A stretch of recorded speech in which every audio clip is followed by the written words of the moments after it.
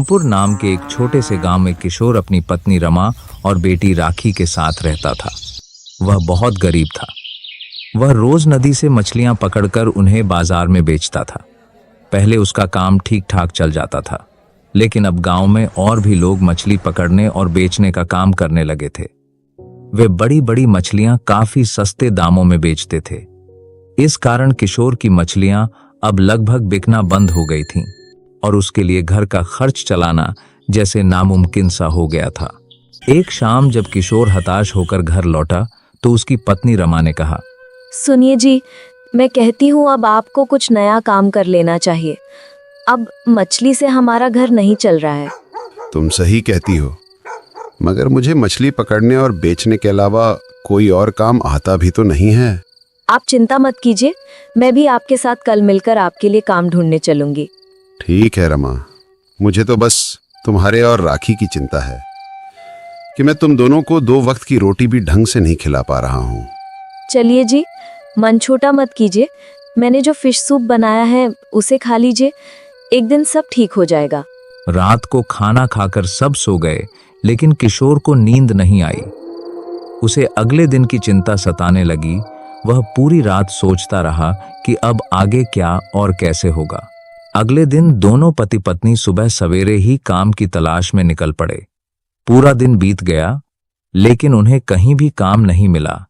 शाम को थके हारे लौटते हुए किशोर बोला, कभी कभी तो लगता है रमा, हमारी जिंदगी में बस संघर्ष ही लिखा है। आप चिंता क्यों करते हैं जी? पास में ही शायद एक और फैक्ट्री है, एक बार वहां चलकर देख लेते हैं, शायद वहां कुछ काम मिल जाए। ठीक है, अब आखिरी उम्मीद वही है। दोनों फैक्ट्री पहुंचे। वहां किशोर को डिब्बे पैक करने की नौकरी मिल गई। दोनों खुश थे, मगर मजदूरी बहुत कम थी। फिर भी किशोर ने मछलियों का काम छोड़कर फैक्ट्री में काम शुरू कर दिया। फैक्ट्री का मालिक बहुत सख्त था।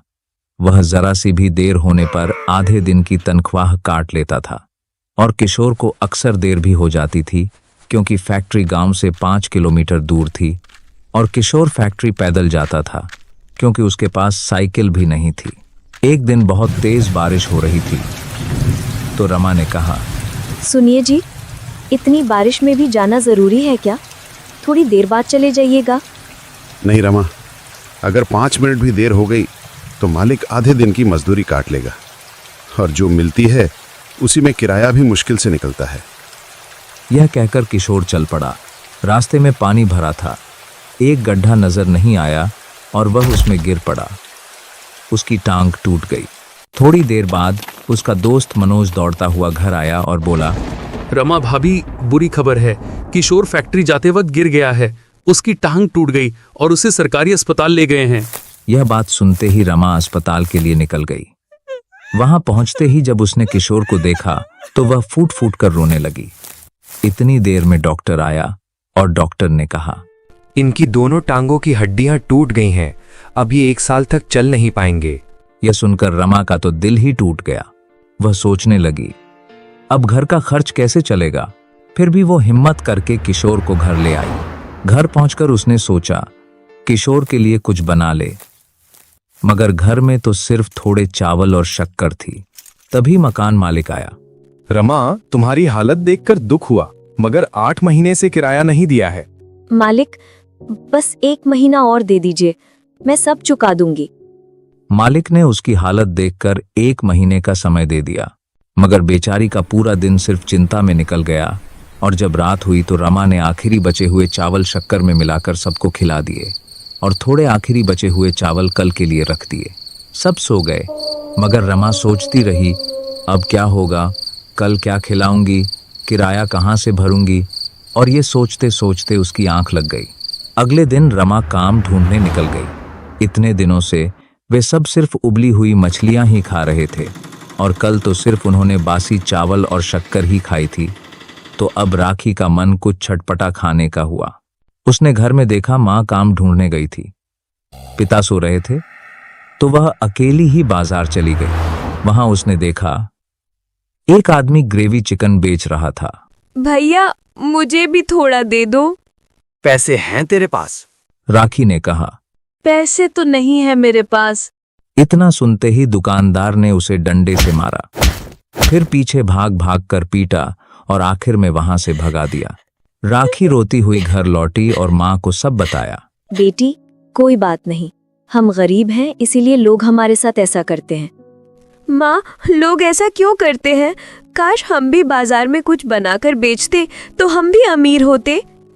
माँ, आप जैसी मछली करी कोई नहीं बनाता, क्यों ना हम भी फिश करी की दुकान खोले?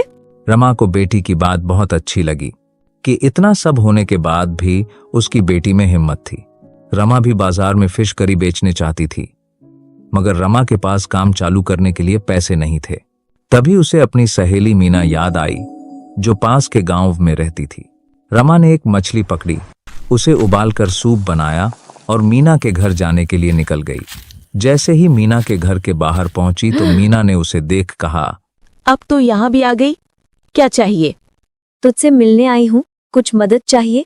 रमा, यहाँ मत आया कर, मेरी इज्जत है इस गांव में। तभी मीना की एक सहेली आई। मीना, ये कौन है? नौकरानी है, काम मांगने आई है। यह सुनकर रमा को गहरी ठेस पहुंची। वह रोती हुई वहां से निकल पड़ी। रास्ते में उसे एक बूढ़ी दादी मिली, जो पेड़ के पास भूखी बैठी थी। बेटी, 2 दिन से कुछ नहीं खाया, कुछ खिला दे। रमा ने अपना सूप उसी को दे दिया। बेटी, तू बहुत नेक है, आजकल कोई किसी की मदद नहीं करता और तू इतनी नेक होकर भी रो रही है। रमा ने उसे अपनी सारी दुख भरी कहानी सुनाई। तब दादी ने अपनी थैली से एक छोटी डिब्बी निकाली और बोली, ले बेटी, ये जादुई इच्छा पूर्ति मसाला है। इसे जहाँ भी थोड़ा सा डालेगी और आंख बंद कर मन से मांगेगी, तेरी इच्छा पूरी होगी। जो भी मांगेगी वो प्रकट हो जाएगा। पर याद रख, इसका जादू तभी चलेगा जब तू ईमानदारी से काम करेगी और गरीबों की मदद करेगी। ये तेरी सारी गरीबी मिटा देगा, मगर जैसे ही तू लालच या गलत रास्ते से मुनाफा कमाने की कोशिश करेगी, इसका जादू खत्म हो जाएगा। दादी ने जैसे ही वह डिब्बी रमा को दी और वह देते ही वहां से गायब हो गई। रमा हैरान थी। रमा ने वह डिब्बी ली और घर चली आई। घर पहुंचकर उसने थोड़ा सा मसाला कढ़ाई में डाला और सोचा, काश मछली की करी बन जाए। देखते ही देखते मछली की करी बन गई। वह हैरान रह गई। फिर उसने मसाला थोड़ा और डाला और सोचा, काश चावल भी आ जाएं, और तुरंत चावल भी सामने आ गए। रमा ने फिर मसाला जमीन पर थोड़ा गिराया और सोचा, काश लारी आ जाए, और सामने सचमुच एक ठेला प्रकट हो गया। उसने यह सब बात किशोर और राखी को बताई। तब राखी ने वह मसाला किशोर की टूटी टांग पर लगाया और देखते ही देखते किशोर की टांग ठीक हो गई। अब आपको भी ठेला लगाना चाहिए, अब तो हमारे पास दादी का जादुई मसाला है। उसने उसी दिन मछली करी का ठेला लगाया। किशोर ठेला लेकर बाजार पहुंचा तो सब लोग हैरान थे कि किशोर तो ठीक हो गया, वो भी सिर्फ एक दिन में। जैसे ही उसने ठेला लगाया, सूखी फिश करी और चावल की खुशबू पूरे बाजार में फैल गई। कुछ ही देर में सब बिक गया।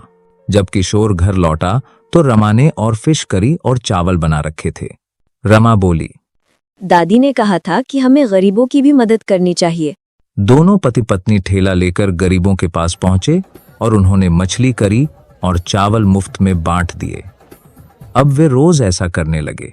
रमा और किशोर रोज मेहनत से काम करते, पूरे दिन मछली करी और चावल बेचते और रात को गरीबों को मुफ्त में खाना खिलाते। वे उस जादुई मसाले का सही उपयोग करते रहे, क्योंकि रमा और किशोर के मन में कभी भी लालच नहीं था। आखिरकार उनकी गरीबी समाप्त हो गई और वे सुख, शांति और खुशी से अपना जीवन बिताने लगे।